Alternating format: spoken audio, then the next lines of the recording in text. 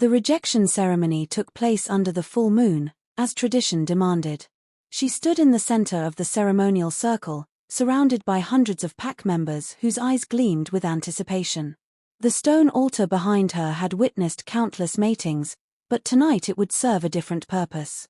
Tonight, it would bear witness to her destruction. The Alpha approached with measured steps, his commanding presence silencing even the whispers that had followed her since childhood. He was magnificent in his formal robes, every inch the leader their pack revered.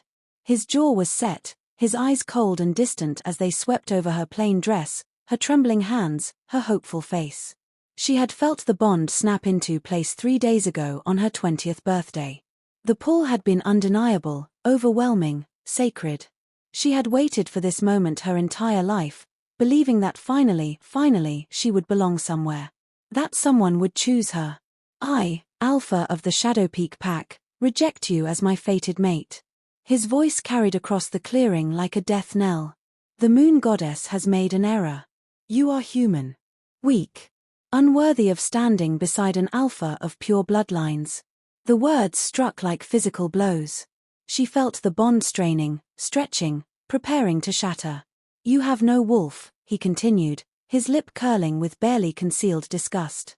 No strength. No power. You are a mistake that should never have been marked as mine. Around them, pack members nodded in agreement. Some looked satisfied. Others appeared uncomfortable but said nothing. No one spoke in her defense. She wanted to scream that she had felt it too, the bond, the recognition, the certainty. She wanted to demand answers, to ask why the moon goddess would forge a connection only to have it severed so cruelly. But her throat had closed, her voice stolen by the magnitude of her humiliation. I sever this bond, he declared, raising his hand toward the moon. I cast you out. You are no longer welcome in Shadow Peak territory. Leave before dawn, or face execution for trespassing. The bond snapped. She gasped as pain exploded through her chest, a tearing sensation that dropped her to her knees. No one moved to help her. No one met her eyes as she struggled to breathe through the agony. The Alpha turned his back on her, his duty discharged, his authority absolute. But as she knelt there in the dirt, something stirred deep within her. Something old and furious and vast. For just a moment, her shadow on the ground seemed to shift, to grow, to take a shape that was distinctly inhuman. The pain receded slightly, replaced by a heat that felt almost like power. She lifted her head and found herself staring at a figure at the edge of the gathering, a man she had never seen before, with silver eyes that seemed to see straight through her carefully constructed walls. He did not look away. Did not show pity or contempt. He looked, knowing. Who was he? And why did his gaze feel like a promise of something she could not yet name? The Shadow Peak Pack had ruled the Northern Territories for 3 centuries, their bloodline unbroken, their authority unchallenged. They were purebloods, wolves whose lineage traced back to the first shift, when the moon goddess herself had walked among mortals and blessed the worthy with her gift. To be packless was to be nothing.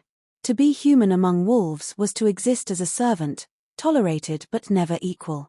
She had been found as an infant on the border of their territory, wrapped in cloth that bore no identifying marks, crying in the snow. The pack's healer had taken her in out of obligation, raising her alongside the wolf children but always maintaining the distance that her supposed humanity demanded. She had grown up watching others shift for the first time, celebrating their wolves, finding their places in the hierarchy. She had waited for her own transformation with desperate hope, but it had never come. Year after year, she remained stubbornly, devastatingly human. Or so everyone believed. The pack laws were ancient and absolute. The Alpha's word was law.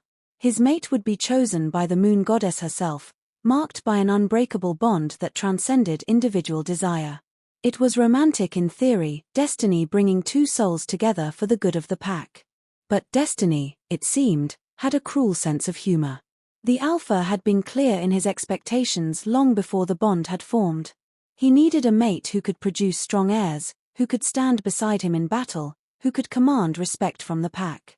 He needed someone worthy of the Shadow Peak name. She was none of those things. Or so he thought. What the Alpha did not know, what no one knew, was that her earliest memories were not of the healer's cottage or the pack grounds. They were of singing. Ancient words in a language she should not have understood, crooned by a woman whose face she could never quite recall. Dreams of silver light and running through forests that did not exist in the mortal realm. And lately, since her 20th birthday, the dreams had intensified. She saw herself standing on a cliff overlooking an empire of wolves, her eyes glowing with power that made even Alpha's bow. She felt the weight of a crown that had never touched her head. She heard thousands of voices crying out a title she did not recognize. The healer had dismissed these visions as the desperate fantasies of a girl who wanted to belong. But they felt too real, too visceral, too specific to be mere imagination. The rejection had shattered more than just the mate bond. It had cracked something open inside her, something that had been sleeping for 2 decades, waiting for the right moment to wake. As she stumbled away from the ceremonial circle that night, her few possessions hastily gathered, she felt it stirring again. That strange heat. That impossible strength. Behind her, the pack celebrated her departure. Ahead, the wilderness stretched dark and unknowing. And somewhere in the shadows between exile and destiny, the man with silver eyes watched her go. She walked for 3 days before collapsing. The forest beyond Shadow Peak territory was forbidden to lone wolves and unsurvivable for humans. Rogues prowled the darkness, wolves who had lost their packs, their sanity, their humanity. They lived only to hunt, to kill, to satisfy the beast that civilization could no longer contain. She should have been dead within hours. Instead, something kept the predators at bay. She would catch glimpses of movement in the trees, hear the growls of wolves circling her position, but they never attacked. They would draw close, close enough for her to see their eyes glowing in the darkness, and then retreat as if struck by an invisible force. On the 3rd night, fever took her. She lay shivering beneath an outcropping of rock, her body alternating between burning and freezing. In her delirium, she saw the woman from her dreams again. This time, the face was clearer, regal and fierce, with eyes that held both infinite compassion and terrible wrath. "You are mine," the woman said, though her lips did not move. "You have always been mine. He has rejected what he cannot comprehend, severed what he had no right to claim. But you, my daughter, are not broken. You are becoming." The fever broke at dawn. She woke to find herself covered in a cloak she did not recognize, fine fabric that seemed to shimmer in the early light. Beside her lay provisions, dried meat, bread, a waterskin, and a note written in elegant script on parchment that felt ancient beneath her fingers. "Follow the river south. You will know the place when you see it. You are expected." No signature. No explanation. But she was alive, and that was enough. She gathered the supplies and began walking south, following the sound of rushing water. Her body felt different, stronger, more coordinated. Her senses seemed sharper. She could hear conversations between birds in the canopy above, smell the approach of rain hours before the first drops fell. The changes should have terrified her. Instead, they felt like coming home. 3 days later, she found it. The settlement appeared suddenly, as if the forest itself had parted to reveal what had been hidden.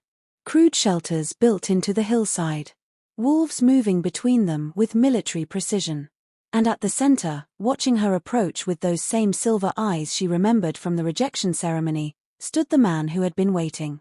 "You took longer than expected," he said, his voice carrying an accent she could not place.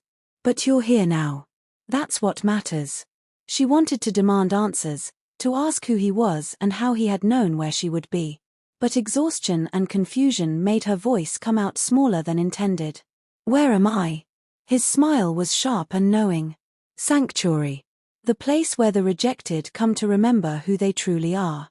He stepped aside, revealing the settlement more fully. Dozens of wolves watched her with expressions ranging from curiosity to suspicion. These were not pack wolves.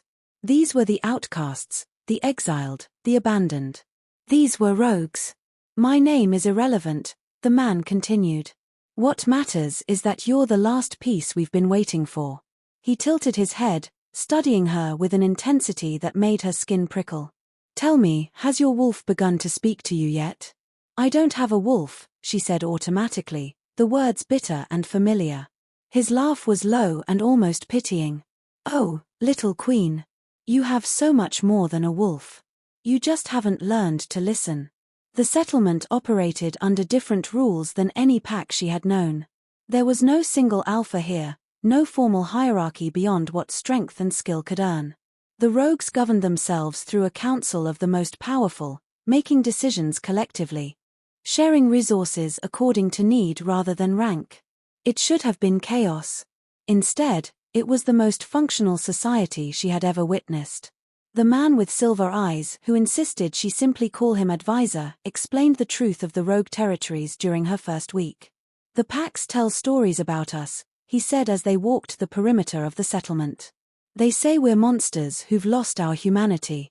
Mad beasts who exist only to kill." He paused, his expression darkening. "Some of that is true. Some rogues do lose themselves. But most of us, we're just wolves who refused to accept injustice." She learned that many here had been rejected like her. Cast out for being too weak, too strong, too different. Some had fled abusive alphas. Others had been framed for crimes they did not commit. Each had a story of betrayal, and each had survived. "Why did you help me?" she asked one evening as they sat by the central fire. "You were at Shadow Peak that night. You saw what happened. But you don't know me." The advisor's silver eyes reflected the flames, making them appear almost molten. "I know exactly who you are. I've known since the moment you were abandoned on Shadow Peak's border 20 years ago." Her breath caught. "That's impossible. Is it?" He leaned forward, his voice dropping to barely above a whisper. "Tell me, what do you remember about your parents? Your real ones, not the healer who raised you." She wanted to say nothing, that there was nothing to remember. But that would be a lie. "Singing," she admitted quietly. "A woman's voice. And light. Silver light, like moonbeams made solid." The advisor nodded as if this confirmed something important. "You were supposed to die that night. The wolves who carried you to the border had orders to kill you, to ensure your bloodline ended." His jaw tightened. But they couldn't do it. Even hunters sent to murder an infant found themselves unable to complete the task.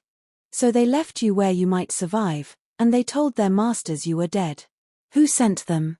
Why would anyone want to kill a baby?" "Because your mother was the last true heir to the Moon Court." The words hung in the air between them, impossible and absurd. The Moon Court was legend, ancient rulers blessed directly by the Moon Goddess, possessing power that transcended normal wolf abilities. They had supposedly died out centuries ago, destroyed by jealous packs who feared their authority. "That's a fairy tale," she said, but her voice wavered. "Is it? Then explain why you've lived 20 years without shifting but survived 3 days in rogue territory. Explain why predators that should have torn you apart retreated instead.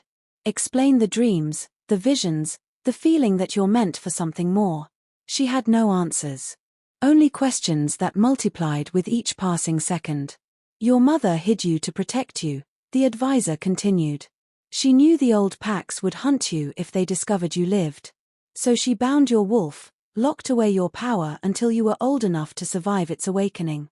The rejection bond, that was the trigger. The pain, the betrayal, the shattering of what you thought was your destiny. It cracked the seal she placed. Then why can't I shift?" The question came out desperate, childish. "If I'm supposedly this powerful heir, why am I still bound?" he interrupted gently. "But bindings can be broken. And I can teach you how." She stared at him, searching for deception in his expression and finding only patient certainty. "Why?" she asked. "Why would you help me?" The advisor's smile turned sad. "Because I served your mother before she died. And I made her a promise that if you survived, I would ensure you claimed what is rightfully yours." He stood, offering his hand. "So, little queen, are you ready to remember who you are?" The training began at dawn. The advisor led her deep into the forest. To a clearing where the trees formed a natural circle and the ground felt different, somehow older, more aware. Power hummed in the earth beneath her feet, making her skin tingle with recognition. "This is a sacred place," he explained. "Built by your ancestors for rituals that the modern packs have forgotten. The moon goddess's presence is stronger here. So is your connection to her.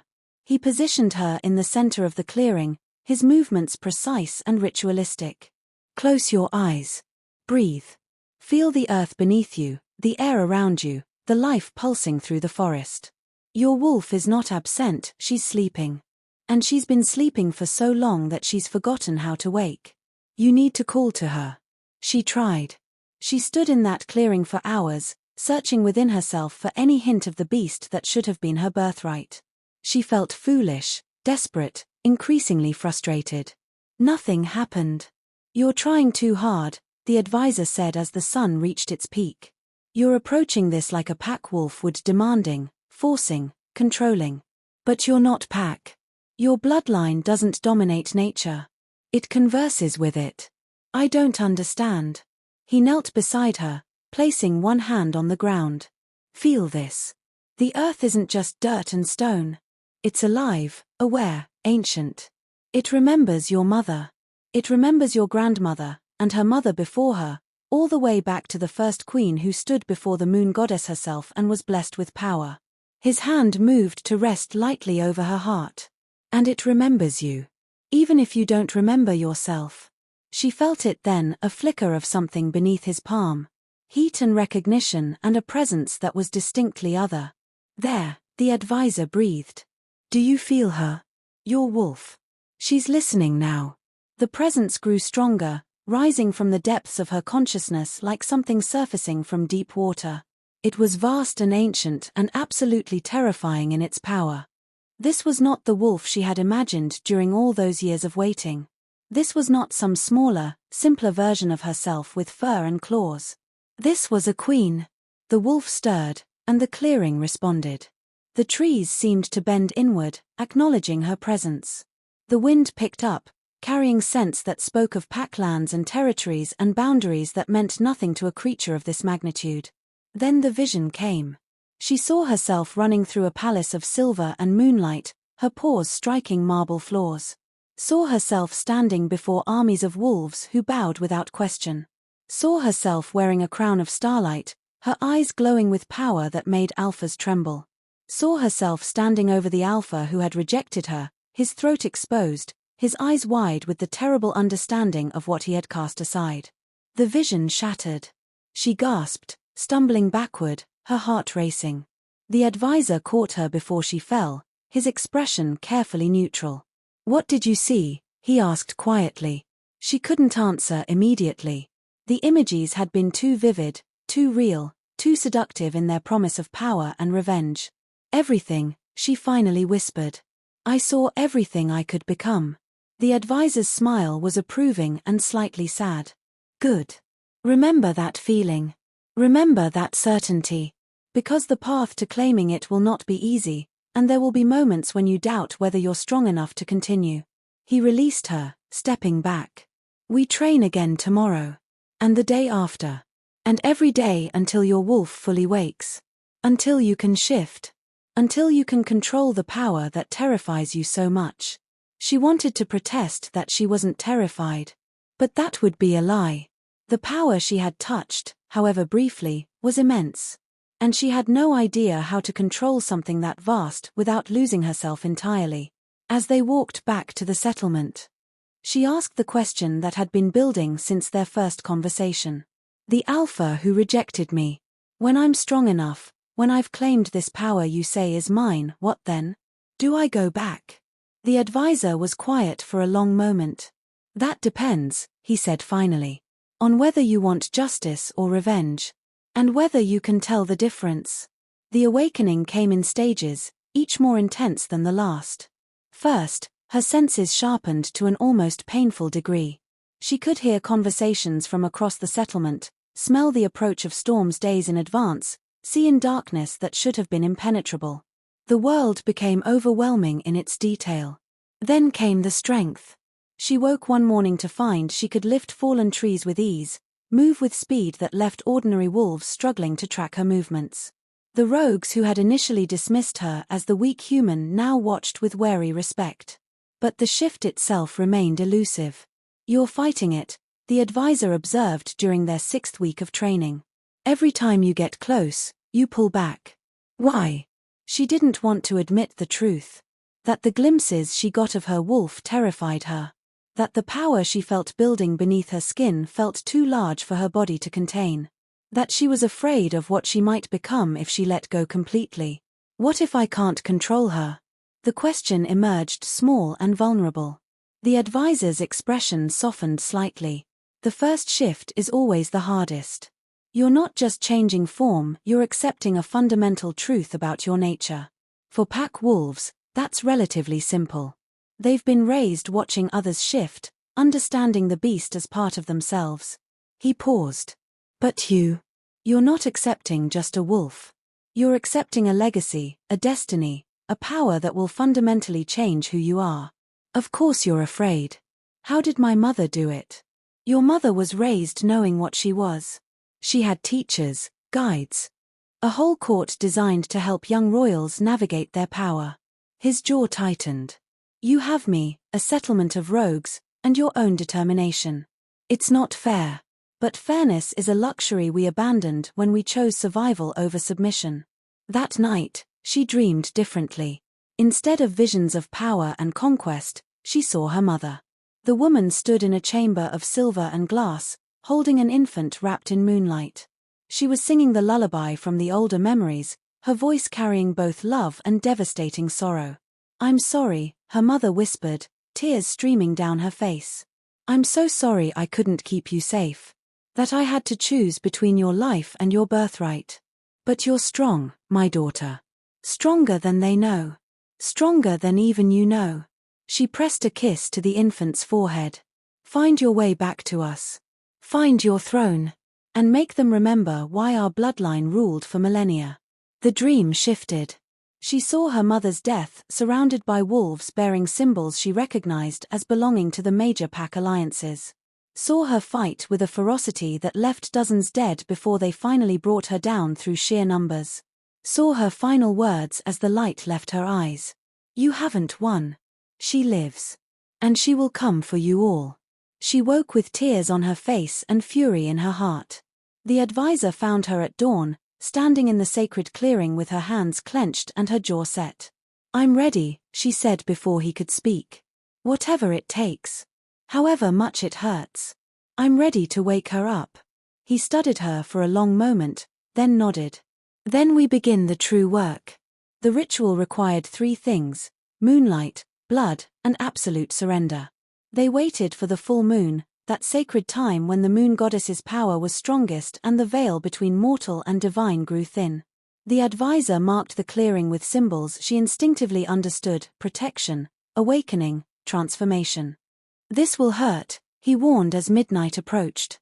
The binding your mother placed was designed to be unbreakable except under extreme circumstances. We're going to shatter it deliberately. Your body and mind will fight the process. I don't care. He nodded, then produced a blade of silver and moonstone. Your blood carries the key. 3 drops in the center of each symbol. Speak the words when you're ready. She didn't ask what words. Somehow, she already knew them, ancient phrases in a language that predated modern wolf culture, prayers to the moon goddess herself. The first drop fell, and power rippled through the clearing. The second drop, and her wolf began to stir. The third drop, and everything shattered. Pain exploded through her body as the binding broke. She felt herself being torn apart and remade simultaneously, her human form dissolving as something infinitely larger fought its way to the surface. She screamed, but the sound that emerged was not human. It was a howl that shook the forest. When consciousness returned, she was standing on 4 legs, her perception of the world utterly transformed. She could feel the earth pulse beneath her paws, sense every living thing within miles, taste the power that flowed through her veins like liquid moonlight. She was massive, larger than any wolf she had ever seen, her fur the color of fresh snow touched with silver, her eyes glowing with ancient authority. She was beautiful. Terrifying. Undeniable. She was exactly what she was always meant to be.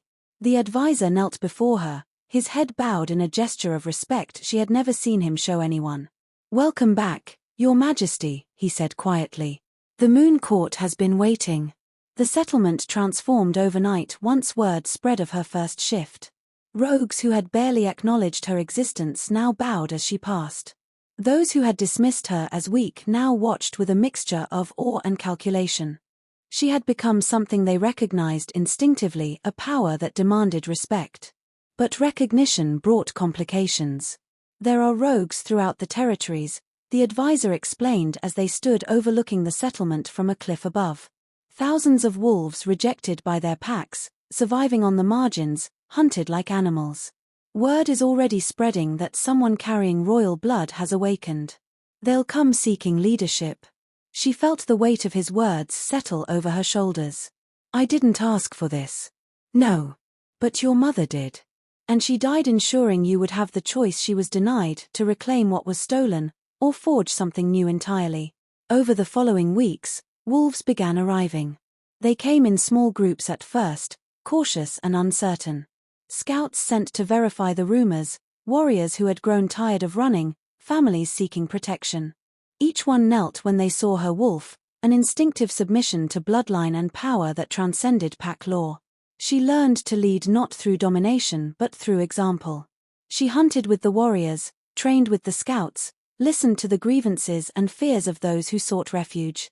The advisor taught her statecraft and strategy, helped her understand the intricate politics of pack alliances and the old grudges that had led to her mother's murder. And she learned about the alpha who had rejected her.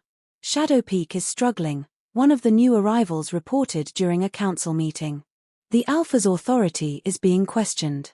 He rejected his fated mate publicly, and the moon goddess does not look kindly on those who spurn her gifts. Hunts have been unsuccessful. Alliances are fracturing. Some whisper that he's been cursed. She felt nothing hearing this. No satisfaction, no vindication. Just a cold, distant acknowledgement. The bond was completely severed now, burned away by her transformation. She could barely remember why she had once thought it sacred. Let him struggle, she said calmly. We have more important concerns. But the advisor pulled her aside after the meeting, his expression serious. You'll have to face him eventually. Shadow Peak sits on the border of what will become your territory. And he will not accept a rogue queen ruling land he considers his by right. Then he can challenge me. He will. And when he does, you need to decide what kind of queen you want to be. Merciful? Vengeful? Just? She thought of her mother's death. Of the 20 years spent believing she was worthless. Of the public humiliation and the casual cruelty of being cast out to die. I'll decide when the time comes, she said quietly. That night, she stood alone in the sacred clearing, staring up at the full moon. Her wolf was quiet now, no longer fighting for dominance but settled peacefully within her. They were one being, unified in purpose even if that purpose remained undefined. What would you have me do? She asked the moon goddess, not expecting an answer. But the moonlight seemed to intensify, and she felt a presence ancient, vast, maternal brush against her consciousness. Rule fairly. Love fiercely. Forgive rarely. And never forget that power without purpose is merely tyranny. The presence faded, leaving her alone with her thoughts and the weight of destiny. Tomorrow, she would begin building something new. Tomorrow, she would stop running from her past and start shaping her future. Tomorrow, the alpha who had rejected her would learn that some mistakes cannot be undone. If you want to see how her return changes everything, stay with us. The transformation of the rogue settlement into something resembling a true kingdom took months of careful work. Under her guidance and the advisor's strategic brilliance, they established borders, trade routes with neutral territories, and a system of law that protected the weak while rewarding strength. Wolves who had spent years living as outcasts found purpose, structure, belonging. She trained relentlessly, pushing her body and her power to their limits. The advisor proved to be a demanding teacher, showing her how to channel her bloodline's gifts into practical applications. She learned to command not through force but through presence, to inspire loyalty not through fear but through competence. And she learned to fight like a queen. Your mother was the greatest warrior of her generation, the advisor told her as they sparred in the training grounds. She could take on 5 alphas simultaneously and emerge victorious. You have her blood, her power. But power without skill is just waiting to be exploited. He moved like water, his strikes precise and devastating. She learned to anticipate, to counter, to turn his own momentum against him. Learned to fight both in human form and as her wolf, to transition between the two seamlessly. Learned that mercy was a choice, not a weakness, but that sometimes strength required absolute ruthlessness. The settlement swelled as more rogues arrived. Within 6 months, their numbers had tripled. Within a year, they rivaled some of the smaller established packs. The pack alphas noticed. Envoys arrived bearing threats disguised as diplomatic inquiries. She received them with perfect courtesy and sent them away with polite refusals to submit to pack authority. The message was clear: she would not bow, would not beg for recognition, would not pretend that their laws had any authority over her. They'll come for us eventually, the advisor warned. United or individually, they see you as a threat to their power. A rogue queen with royal blood, commanding an army of the rejected. That's their worst nightmare. Then they can come. And they'll learn what happens when you underestimate someone you once threw away. But it wasn't the pack alphas who came first. It was him. The alpha from Shadow Peak arrived on a winter morning, alone and without his usual retinue of warriors. She watched from the cliff as he approached the settlement gates, watched the rogues recognize him and move to intercept. Let him through, she commanded through the bond she had learned to establish with her most trusted wolves. I'll see him. The advisor appeared at her side, his expression carefully neutral. Are you certain? You're not obligated to grant him an audience. I know. But I'm curious what brings him here after all this time. She descended to meet him in the central clearing, choosing to face him in human form. She wore simple clothing, leather pants, a fitted shirt, boots made for running. No crown, no royal regalia. She didn't need symbols to project authority. The alpha stopped 10 feet away, and she felt a savage satisfaction at the shock that crossed his face. She had changed. The uncertain girl he had rejected was gone, replaced by someone who radiated confidence and carefully controlled power. Her posture was different, her gaze steady and unflinching. She looked at him the way a predator might assess prey, noting weaknesses, calculating threats, utterly unafraid. I heard rumors, he said finally, his voice carefully controlled. They said a woman matching your description was building an army of rogues. I didn't believe it until I saw with my own eyes. And now you have. Was there something else you needed, or did you come all this way just to stare? His jaw tightened at her dismissive tone. I came to understand how this is possible. You had no wolf. No power. You were human. I was bound, she corrected coldly. By a mother who wanted to protect me from wolves like you. From packs that murdered my family and stole my birthright. You rejected what you couldn't comprehend, severed a bond you never deserved. That rejection broke the binding. So in a way, I should thank you. She took a step closer, watching him instinctively tense. You made me strong.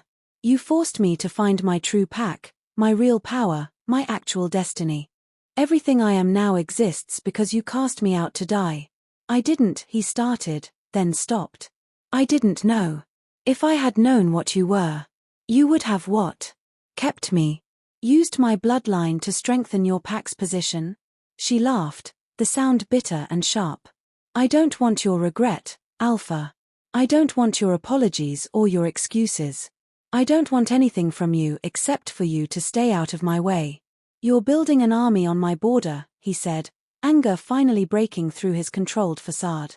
You're sheltering rogues who should be executed, challenging pack law, threatening the stability of territories that have stood for centuries. I can't allow that. You can't allow it. She smiled, and there was nothing kind in the expression. You have no authority here. No power over me or mine. If you truly believe you can stop me, you're welcome to try. The challenge hung in the air between them, dangerous and electric. The alpha's eyes flashed gold as his wolf surfaced. I am still an alpha. Still You are nothing to me, she interrupted, her voice dropping to something cold and absolute. The bond is gone. Your authority over me died the moment you rejected what the moon goddess herself chose to create. You're just another alpha now, ruling over a failing pack, desperate to maintain control of territories you don't have the strength to hold. She turned her back on him, a calculated insult. Go home. Fix your pack. And pray I never decide your territory would serve my wolves better than it serves yours. This isn't over, he said quietly. She glanced back over her shoulder. No. It's not. But when it ends, you won't like who's left standing. The Alpha's visit changed everything. Within weeks, 3 separate pack alliances sent formal declarations of war. They cited ancient laws, territorial rights, the danger of allowing rogues to organize under royal leadership. But the real message was clear: submit or be destroyed. They're terrified. The advisor said as they reviewed the declarations. You represent everything they've fought to prevent. A legitimate heir with the power to challenge their authority. United rogues who refuse to accept their caste system. The return of a bloodline they thought they'd eliminated. Can we win against all 3 alliances? In a straight fight? No. Even with your power and our numbers, we're still outnumbered 5 to 1. He smiled grimly. But wars aren't won through straight fights. They're won through strategy, alliances, and making your enemies destroy each other. She learned the art of politics then, of playing rival packs against each other, of exploiting old grievances and creating new ones. The advisor proved invaluable, his knowledge of pack dynamics and his network of contacts providing leverage she never could have gained alone. Who are you really? She asked him one night as they prepared for the coming conflict. You say you served my mother, but you know too much, have too many connections for a simple advisor. He was quiet for a long moment. I was the commander of the Moon Court's army. Your mother's right hand, her strategist, her friend. His expression turned distant. I was with her when they attacked. I fought beside her, watched her fall, carried her final words and her dying wish: protect her daughter, ensure she lives to claim her throne. And the silver eyes. A gift from your grandmother, actually. She blessed certain members of the court with enhanced abilities. Mine allowed me to see truth, to recognize power, to find those who carried royal blood even when that blood was bound and hidden. He met her gaze steadily. I found you the day you were abandoned. I've been watching over you ever since, waiting for the moment you would be ready to learn the truth. The revelation should have angered her years of watching from the shadows, of letting her suffer without intervention. But she understood the necessity of it now. Understood that showing herself too early would have led to her death. Thank you, she said simply. For keeping your promise. For teaching me. For believing I could become this. You became this on your own, he replied. I merely helped you remember what you always were. The first attack came at dawn. 50 wolves from the Northern Alliance, attempting to take the settlement while most of her warriors were out hunting. They underestimated the rogues' coordination, their willingness to fight for the home they had built. The battle was brutal and swift.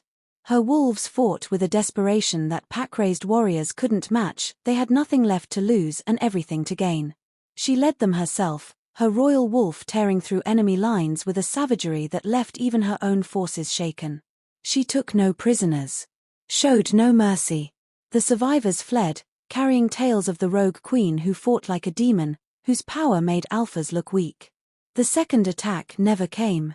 The wolves sent to reinforce the first group found the bodies of their comrades arranged in a specific pattern, a message written in blood and bone that transcended language. This is our land now.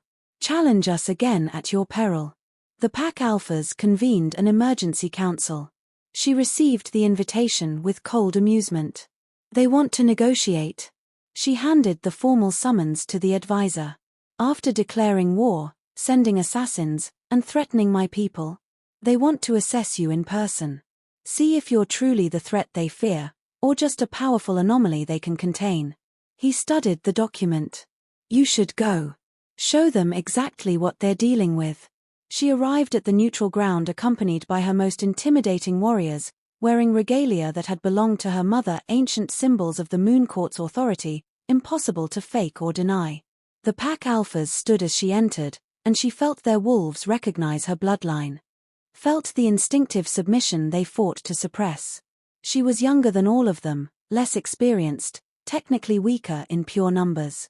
But she was royal. And that meant something even centuries of pack law couldn't fully erase. "We're here to discuss terms," the lead alpha began, trying to establish authority. "I don't negotiate with those who attacked first," she replied calmly. "You declared war," I responded. "If you're here to surrender, I'll listen. Otherwise, we have nothing to discuss." The room erupted in angry protests, alphas rising from their seats, power crackling through the air. She remained seated, utterly unmoved. "Sit down. Or leave. Those are your only options." The Shadow Peak Alpha was there, she noticed. Sitting in the back, watching her with an expression she couldn't quite read. Regret. Longing. Fear. Perhaps all three. She ignored him completely. "You can't win against all of us united," one of the alphas snarled. "Perhaps not. But I don't need to win. I just need to survive long enough for your alliance to fracture. And we both know that will happen the moment one of you sees an advantage in betraying the others." She smiled. Old habits die hard. The meeting ended without resolution, but she had accomplished her goal. She had shown them she would not be intimidated, would not beg for peace, would not submit to their authority.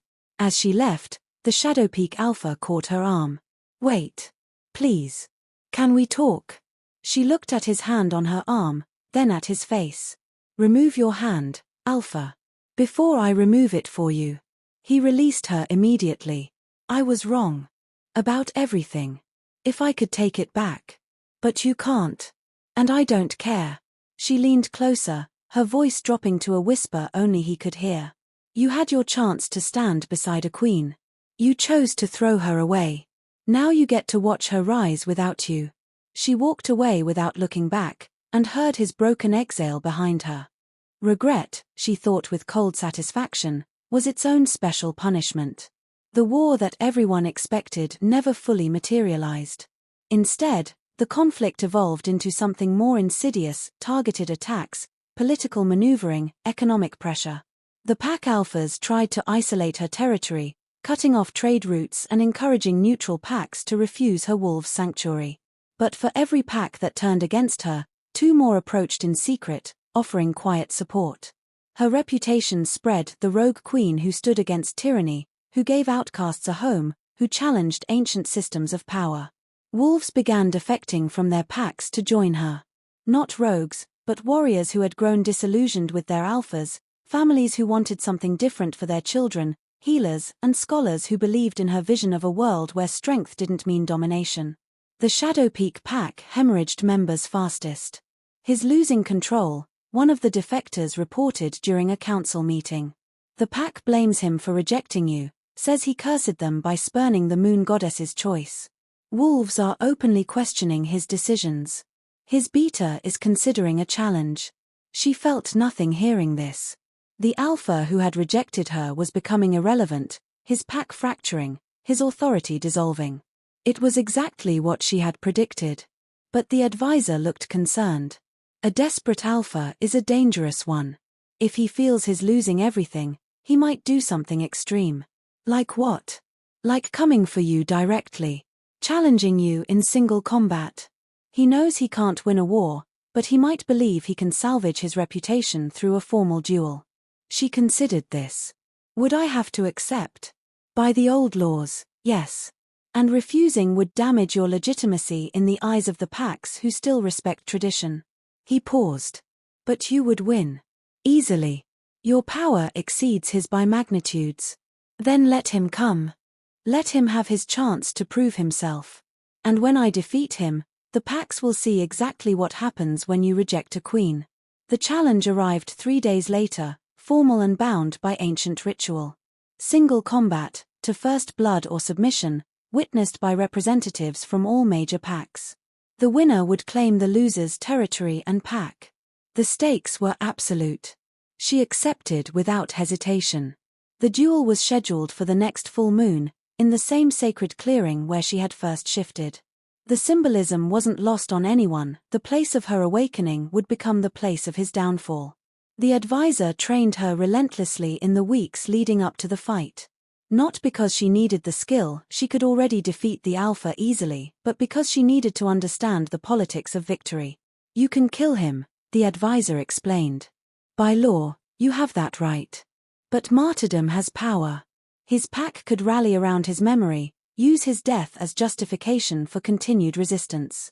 Then what do you suggest? Break him. Publicly. Make him submit so completely that no one can claim he was a noble warrior defeated by superior force.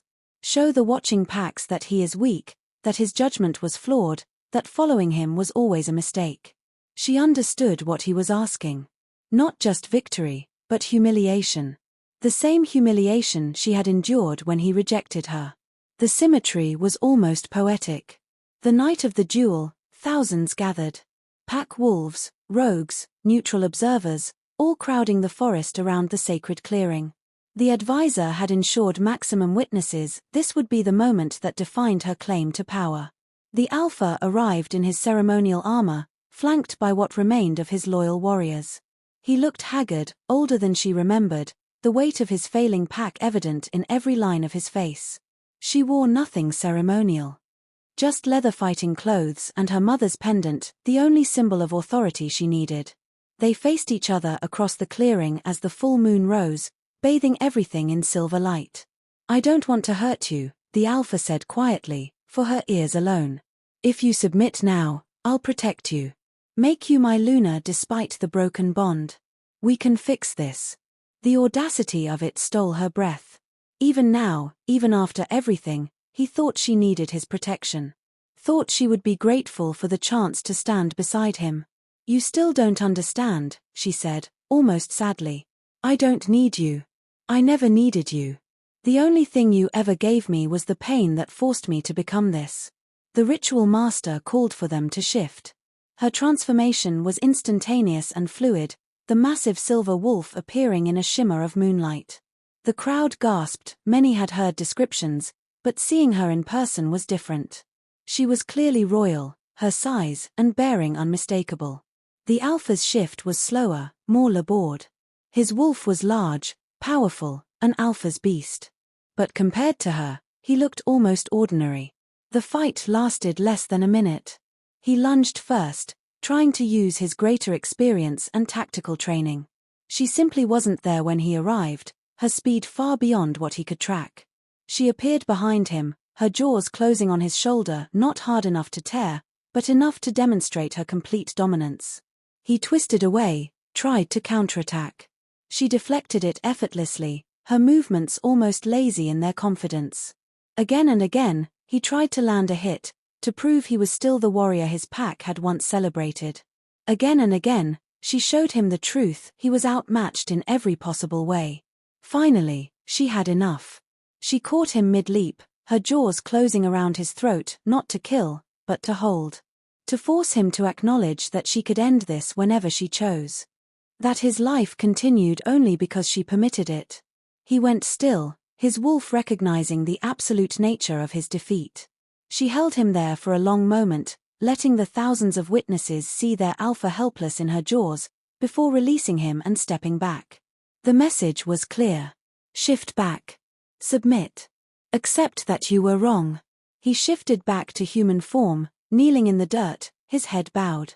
I yield, he said, his voice carrying across the silent clearing. You've won. My pack, my territory, my life all yours by right of conquest. She shifted back as well, standing over him with cold satisfaction. I don't want your pack, she said clearly, ensuring everyone could hear. I don't want wolves who followed you by choice, who participated in my humiliation, who watched you reject me and said nothing. She turned to address the crowd. But any who wish to join me freely, who swear loyalty not out of conquest but conviction, who want to be part of something new, you're welcome in my lands. She looked back down at the kneeling Alpha. As for you, I'm not going to kill you. That would be merciful. Instead, you'll live with what you've lost. With the knowledge that you threw away a queen and gained nothing but your pack's downfall.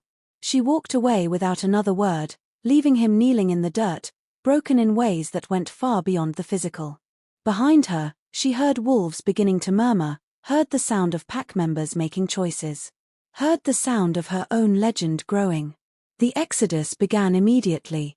Nearly half of Shadowpeak's wolves requested to join her pack, leaving behind an alpha who had lost their trust and a territory that felt more like a prison than a home. She accepted them cautiously, establishing a trial period to ensure they truly understood what they were joining. "You won't be pack wolves anymore," she told them during the initiation ceremony. "You'll be something new. Free to question, to challenge, to build rather than simply obey. But that freedom comes with responsibility. For yourselves, for each other, for the vision we're creating together." Those who stayed proved themselves quickly, integrating into the settlement's culture with surprising ease.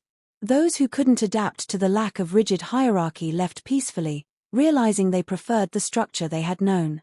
The Shadowpeak territory became hers by right of conquest, though she chose not to occupy it directly. Instead, she established it as neutral ground, a buffer zone between her lands and the remaining pack territories, open to all who wished to trade or pass through peacefully. "You're being strategic," the advisor observed. "Showing you're not interested in simple conquest." "I'm interested in changing the system," she corrected. "Not just replacing one tyrant with another." The other pack alphas watched and calculated. Some saw opportunity in her restraint. Others saw weakness. But all understood that the balance of power had fundamentally shifted. The Shadowpeak Alpha, now ruling over a fraction of his former pack, sent multiple requests for a private audience. She ignored them all. There was nothing left to say. But he persisted. Finally, he came himself, arriving at her borders alone and unarmed. The guards brought word of his presence, and she debated turning him away. "See him," the advisor suggested quietly. "Not for his sake, but for yours. Closure matters, even when you think you don't need it." She agreed to meet him in the sacred clearing, the site of both her awakening and his defeat. Symbolic perhaps, but fitting. He looked worse than at the duel. Thinner, older, defeated in ways that went beyond the physical. The proud alpha she had once foolishly hoped would choose her was gone, replaced by someone hollowed out by regret. "Thank you for seeing me," he said quietly. "You have 5 minutes. Use them wisely." He flinched at her cold tone but didn't protest. "I've had a lot of time to think about what I did. About what I destroyed. I told myself I was following tradition, protecting my pack's bloodline, making the strong choice." He laughed bitterly. "I was just afraid." "Of what?" "Of you. Of what you might become if you ever discovered the truth about yourself. Of losing control to a mate who could eclipse me completely." He met her eyes, and she saw genuine anguish there. "I was right to be afraid. Just wrong about everything else. Is there a point to this confession? I want you to know I understand. Not just that I made a mistake, but that I destroyed something sacred. Something the moon goddess herself created. I've been cursed not by her, but by my own cowardice and pride." He took a shaky breath. "And I'm not here to ask for forgiveness, because I know I don't deserve it. I just wanted you to know that you were right. About all of it." She studied him dispassionately, searching for any trace of the bond they had once shared and finding nothing. He was just another wolf now, broken by his own choices. "Your 5 minutes are up," she said simply. He nodded, turning to leave, then paused. "For what it's worth, I'm glad you survived. Glad you found your power. The world needs queens like you more than it needs alphas like me." She watched him walk away, waiting to feel something. Satisfaction, vindication, closure. Instead, she just felt tired. "Did it help?" the advisor asked when she returned to the settlement. Hearing him admit he was wrong? "No," she admitted. "Because his regret doesn't change what he did. Doesn't undo the pain or restore the time I lost believing I was worthless. He gets to feel better about himself by confessing. I still have to live with the consequences of his choices." "Then let it go," the advisor said gently. "Not for his sake, but for yours. You've won. You've proven everything you needed to prove. Carrying anger for someone who no longer matters is just weighing yourself down." She knew he was right. But knowing and feeling were different things. That night, she stood in the sacred clearing alone, looking up at the full moon. "I don't know how to let it go," she whispered to the moon goddess. "I don't know how to stop being angry at what he took from me. The moonlight intensified again, and she felt that maternal presence brush against her mind. He took nothing you weren't meant to lose. The pain shaped you. The rejection freed you. The humiliation forged you into someone strong enough to change the world. Would you trade who you've become for a life where he chose differently? She considered the question honestly. Thought about the queen she had become, the wolves she had saved, the system she was dismantling. Thought about the power she wielded and the purpose she had found. No, she said finally. I wouldn't trade this. Then thank him for the gift he didn't know he was giving. And move forward without him. The presence faded, but its wisdom remained. She returned to her settlement with a lighter heart, ready to focus on building rather than destroying. Ready to define herself by what she created, not by what she had survived. The alpha who had rejected her faded into irrelevance, his story a cautionary tale whispered among packs. Hers was just beginning. 3 years after her awakening, the landscape had transformed completely. Her territory stretched across what had once been 6 separate packlands, now unified under her rule. But rule wasn't quite the right word. She governed as the Moon Court had, with councils representing every sector of society, with laws that protected rather than oppressed, with power distributed rather than hoarded. The settlement had evolved into a true city, with permanent structures, established trade routes, schools for young wolves, and a culture that celebrated strength without demanding submission. Rogues still came seeking sanctuary. But now they joined a thriving community rather than a desperate refuge. The pack alphas who had once declared war on her now sent envoys seeking trade agreements and alliances. Some genuinely respected what she had built. Others simply recognized that opposing her was futile. The Moon Court, dormant for centuries, had returned. Not in its original form, but as something new, a hybrid of ancient tradition and progressive ideals. And she stood at its center, no longer the rejected human but the rogue queen who had rewritten the rules. The advisor remained at her side, though his role had expanded beyond military strategy to encompass diplomacy, education, and the preservation of Moon Court history. He had become not just her teacher but her friend, one of the few who remembered the frightened girl she had been and appreciated the queen she had become. There's something you should know, he said one morning as they reviewed border reports. The Shadow Peak Alpha died last night. Natural causes, apparently. His heart gave out. She felt nothing hearing the news. No satisfaction, no grief, not even curiosity. What happens to his remaining pack? His beta has assumed control. She's actually quite competent, already implementing reforms similar to yours. The advisor smiled slightly. Seems you've inspired more than just rogues. Good. Send a message acknowledging the transition of power and offering our support if needed. Generous, considering their history. Their history is with him, not her. And punishing wolves for their alpha's mistakes doesn't serve anyone. Word of the alpha's death spread quickly, bringing with it speculation about their unresolved story. Some romanticized it, claiming he had died of a broken heart, pining for the mate he had rejected. Others saw it as divine justice, the moon goddess's final punishment for spurning her choice. She ignored all of it, focusing instead on the challenges of managing an empire that grew larger by the day. But late one night, alone in her chambers, she allowed herself a moment of reflection. She thought about the girl who had stood in that ceremonial circle, desperate for acceptance, willing to accept whatever scraps of affection might come her way.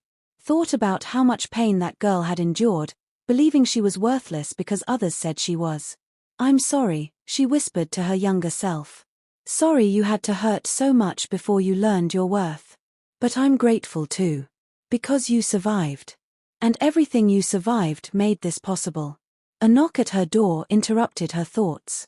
The advisor entered, carrying a box she had never seen before. This arrived with a messenger from neutral territory. "It's from the Shadow Peak Beta. She said the Alpha left instructions that it should be delivered to you upon his death." She opened the box cautiously, finding a letter and a small object wrapped in cloth. The letter was brief, written in the Alpha's handwriting, dated years ago. "I know I have no right to send you this. No right to ask anything of you, or to hope you might remember me with anything but contempt. But if you're reading this, I'm gone, and there are things I need you to know. The bond we shared, I felt it too. Every moment of every day since I severed it. The loss, the wrongness, the certainty that I had destroyed something irreplaceable. I rejected you because I was afraid of being overshadowed, of losing control, of admitting that fate had chosen better for me than I could choose for myself. I was a coward.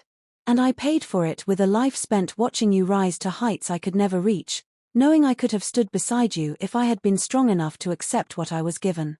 The wrapped object is your mother's. It was recovered after her death, kept in the Moon Court archives that we acquired during the purge. I've held on to it all these years, telling myself I would find the right moment to return it.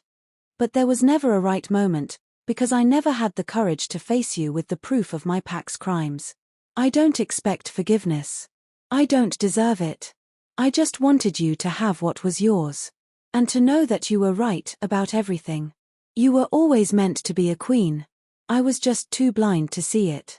She unwrapped the object with shaking hands, revealing a crown of silver and moonstone, ancient and beautiful and unmistakably royal. Her mother's crown.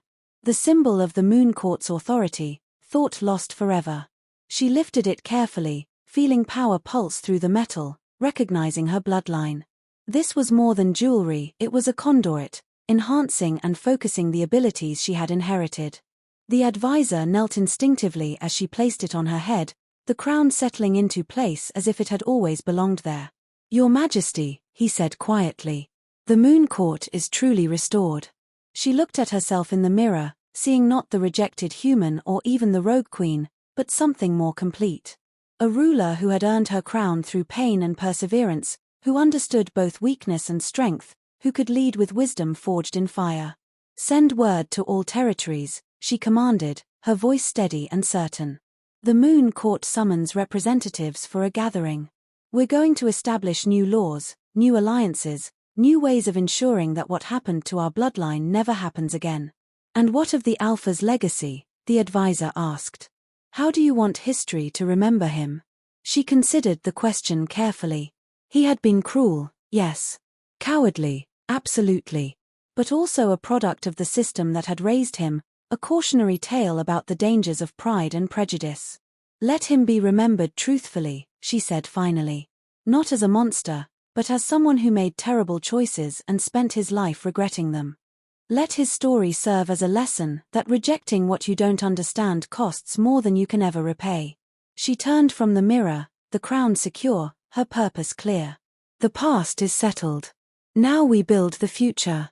Her reign would reshape the world of wolves forever, but the greatest challenges still lay ahead. What happens when old enemies unite against the new order? Subscribe to find out what the Rogue Queen faces next.